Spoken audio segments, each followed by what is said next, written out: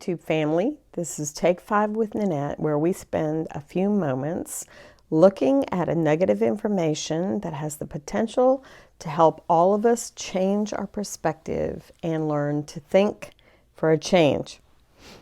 Today, we're going to talk about the outcome is out of control.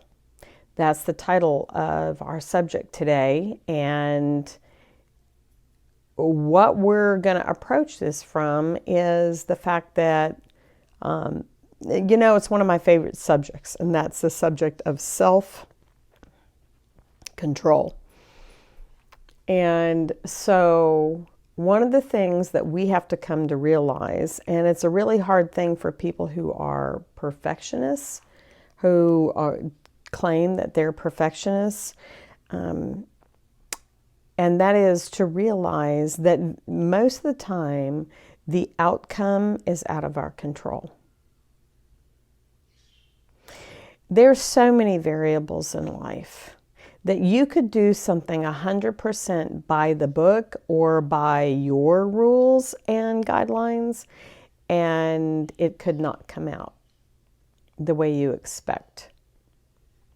You do it on a different day. You do it with a different perspective. You do it with different people involved. There's just so many different variables. So one of the things that is out of control is the outcome. So what is in control?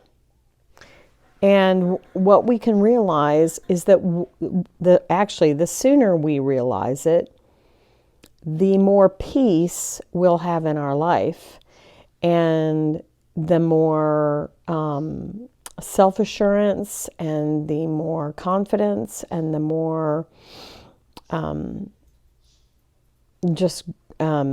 what's the word I'm looking for? It has to do with being satisfaction that we'll have with life, contentment. And that is, what can you do? So in every situation, the question for you to be asking is, what can I do? What can I facilitate? Who do I need to be in this situation, for this situation to have the best results, for it to come out in the best way possible? Who do I need to be? You cannot always control the outcome, but you can control who you're being and what you're going to or not going to do in a situation. Very often let's think about the porcupine principle. If you go back and listen to the Take 5 with Nanette about the porcupine principle, you'll see that very often we'll think we don't have any options and all we're presented with is a problem.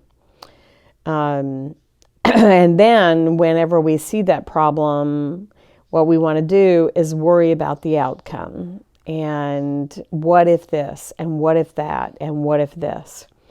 We spend more time and energy, wasted time and energy, thinking about those things, when instead, if we would focus on who do I need to be in this situation and what does that involve me doing? Who do I need to be and what does that involve me doing? Or what does it involve me not doing for this situation to come out in the best way possible? And that is a nugget for us to think about, especially going into spring. When we think about spring cleaning, we think about things changing. We're all hoping that we're on the other end of this whole pandemic thing. And we may not like the way things are, or the way things are being run, or what's going on in our own personal world or in the world at large. If you're like me, I'm been incredibly stressed about the whole the whole illegal alien situation, just because the reports that are coming out of there about children being sexually molested in those facilities are horrifying. What can I do?